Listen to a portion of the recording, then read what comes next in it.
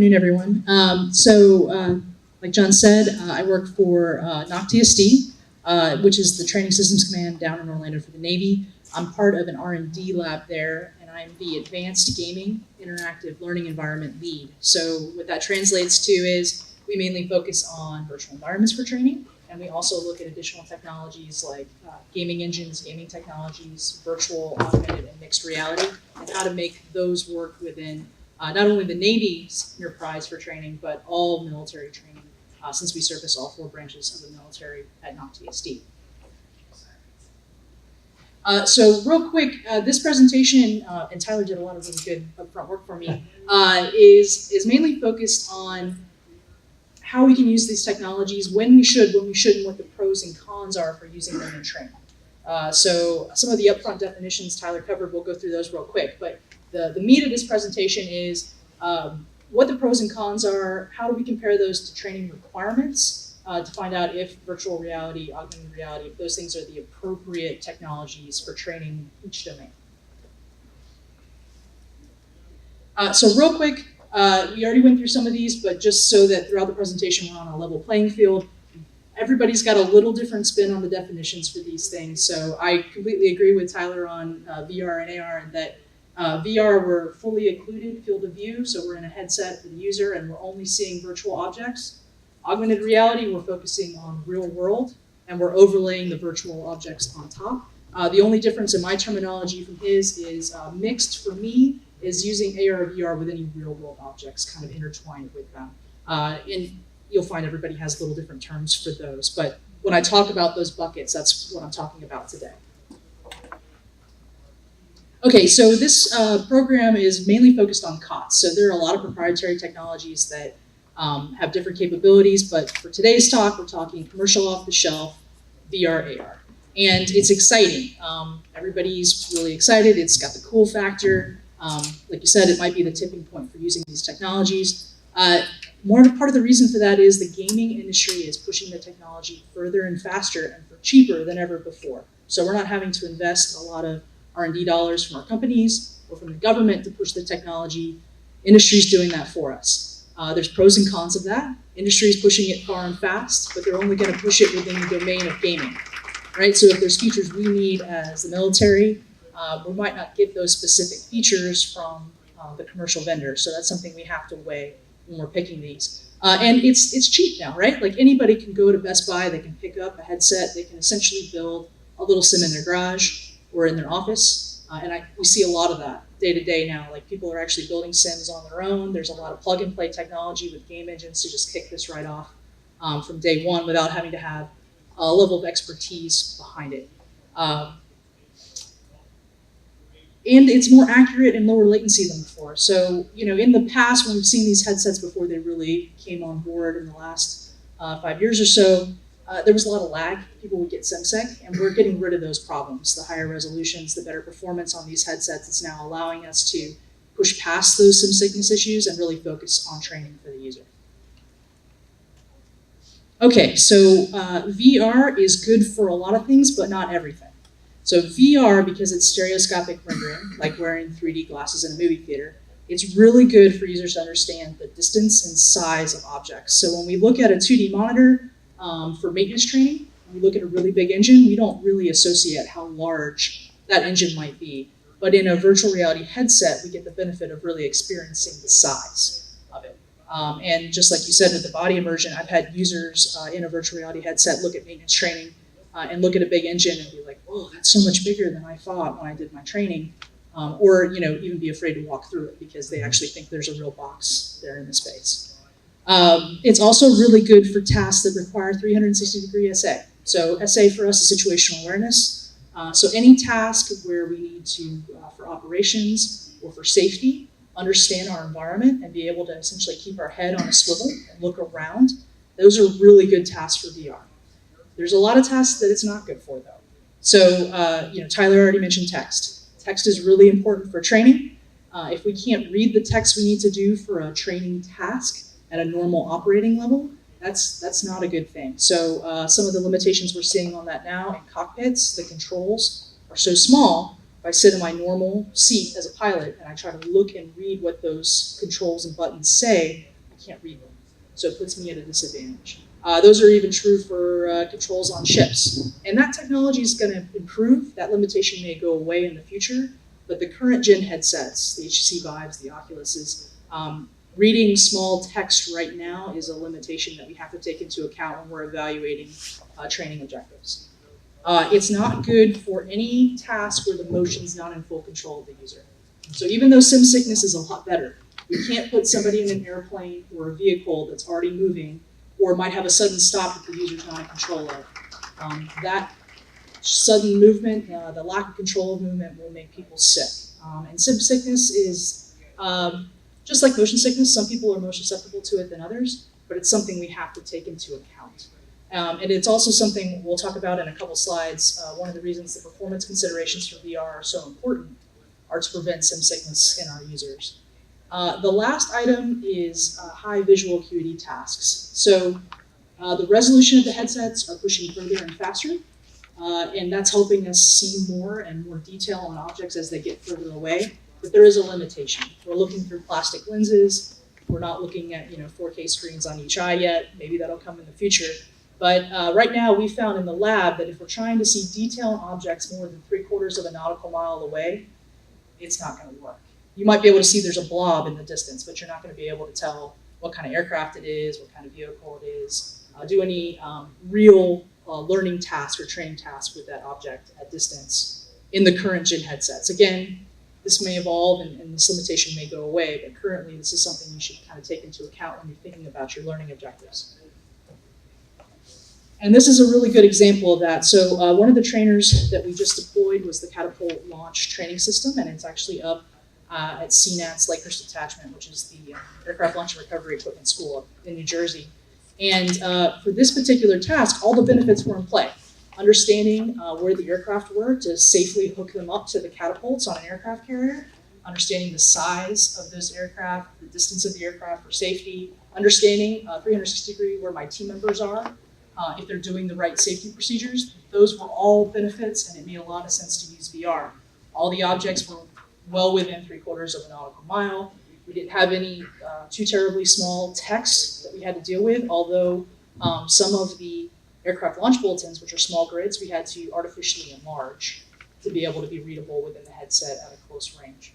Now you can see the trainer behind it with these large screens was actually for primary flight control on an aircraft carrier. Now primary flight control is essentially the tower, air traffic control on an aircraft carrier, and they're responsible for maintaining the pattern in the aircraft out to 5 nautical miles. And they need to be able to see from the bow all the way to the stern of the ship. And there's no way the current headsets could achieve that. So based on the pros and cons of the technologies and the training tasks for both of those trainers, we chose to use VR for catapult launch, but we chose to use standard 4K screens, high resolution screens in a matrix to see the full field of view for pride flight. So, weigh what your actual learning objectives are based on data collection and analysis and determine what combination of technology makes the most sense. VR is fantastic, but it is not an end-all be-all for all training options that we have on the table, all training requirements. So just to kind of sum up VR, in the lab we consider it an extra tool in the toolbox, we consider it an extra peripheral. It's just a different way to view the world. It's another kind of monitor that you can have, and if the pros meet your needs for training, then absolutely use it. But if you have some limitations, it may not be the right tech for you.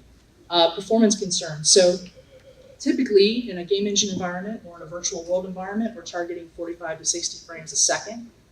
As a developer, that gives me a lot of room. I can use really nice lighting and shadows. I can use really high resolution models and textures. But when we get to VR, I need to be shooting more for 90 frames a second. That is so that what the user sees in the headset is perfectly in sync when they move. We're not getting sim sick by having the image behind or lag as we turn our head and look around in the environment.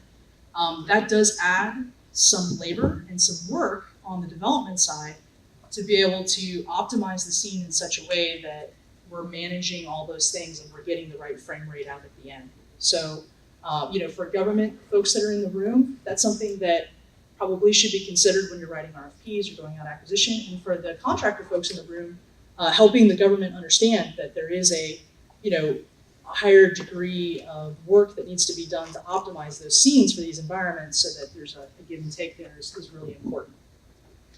And lastly, fight the cool factor. It is cool technology, but just because it's cool doesn't mean it's the right technology. So kind of keep that in mind. It's going to push further and faster. Every year we're going to see improvements. Some of these limitations may disappear, but don't grab it because it's the cool thing. Grab it because it's the right thing. The only other thing for VR, I guess I got ahead of myself. That was the last slide. There are lots of different ways to skin a cat. So, and Tyler did talk about some of these things, but remember, you don't have to be physically moving around to use VR. You could be seated, but you have technologies that will allow you to move in a 30 by 30 or even 50 by 50 space now if you need to traverse in the room. There are lots of different types of input, everything from controllers to gloves, new forward-facing cameras similar to the Kinect, where we can Leap Motions, where we can track our hands. We can also put real simulated tactical devices in. We'll talk about that a little later with mixed reality. We already talked about phone versus PC running in VR. And tethered versus untethered is kind of the new leading edge. So Vive recently has been putting on the market their wireless adapter for safety. That gets the cord out of the way.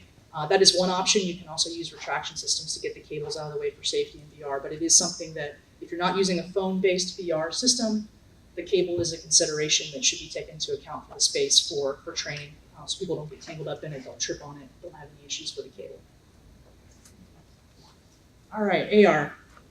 So AR is exciting too. There's a lot of technologies. Tyler covered them really well, so we'll kind of skip by what's on the market. Again, looking at COTS technologies here, there's lots of proprietary options that I don't have all the details on. But kind of the thing that is important to understand is there's a lot of different ways to achieve AR. Phone and tablet-based AR, it's pretty simple. You hold those devices up. They're forward-facing cameras, mix the real world with the virtual world, and they're lower cost ways of achieving it. Sometimes those options require us to put markers in the scene to align the real world and the virtual world together. There are also two kinds of glasses. So HoloLens, like we've seen, is optical see-through, which means we're looking through a clear plane of glass. We see the real world through the glass, just like as if we were wearing a pair of glasses. We're overlaying virtual objects on top.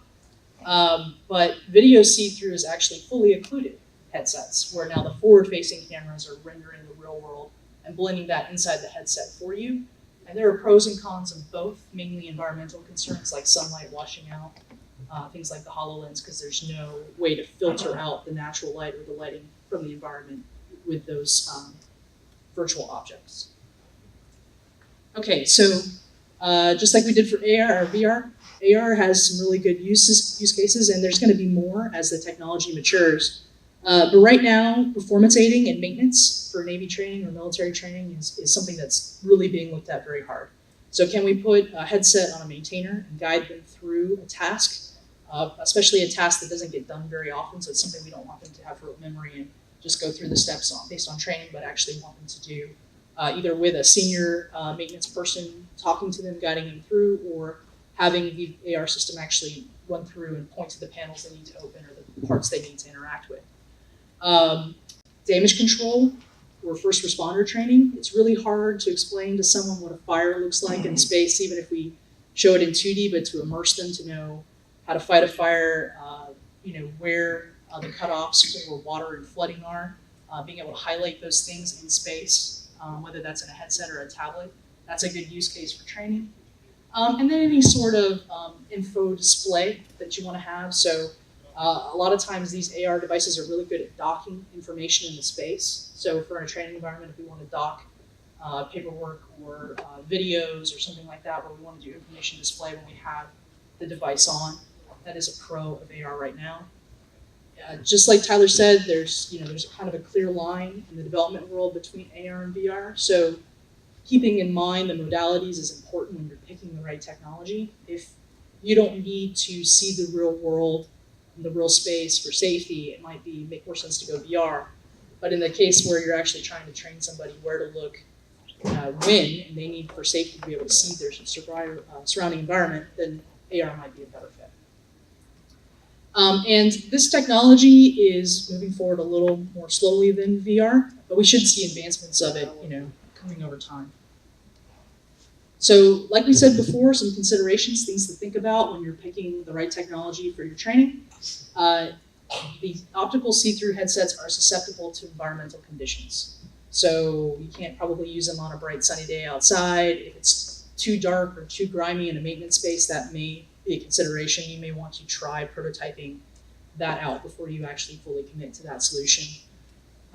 Field of view, even though it's improving with HoloLens 2, which was super exciting to read the news on the other day, it's still pretty small. So, like Tyler was saying, you have a small view area in your visor. It's a little wider now for HoloLens 2, but it's nowhere near as wide as what we're seeing in VR. And VR is even improving what it has now.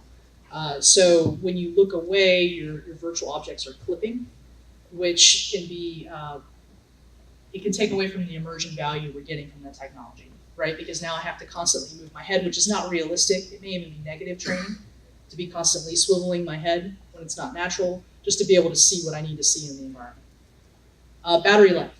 So tablets, phones, headsets all have battery life. And in training situations, we have lots of students usually going through in a very short time span. So sometimes you're gonna have to either buy extra units and have them pre-charged and ready to rumble to swap between students, or you're gonna need extra battery packs and things that you're gonna have to strap on the students to make sure those devices stay charged. So these are just considerations in school environments and things like that with VR, because we're typically tethered, we don't have to worry about power unless we're using a wireless adapter. And this is a personal opinion, not a NAWC opinion, but I do really believe that in terms of maturity for training, AR is probably 5 to 8 years behind what we're seeing with VR. The reason I say that, we're seeing big technology leaps every year with VR. We're seeing major improvements, new headsets, increased field of view, increased resolution.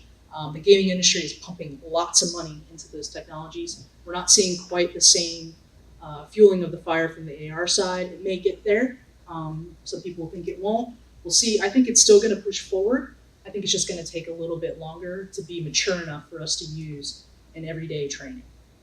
Whereas VR right now, we have training applications that can use it today.